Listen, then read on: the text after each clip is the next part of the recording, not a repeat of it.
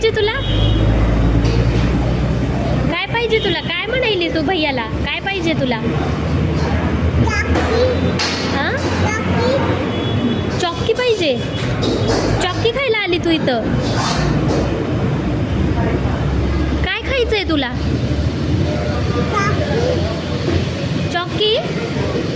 बादाम शेक नको का? आणि पाणीपुरी? पाणीपुरी खायची का? नूडल्स खायचे? नूडल्स सगळं खायचंय तिला. आवाज दे भैयाला, म्हणावं नूडल्स द्या.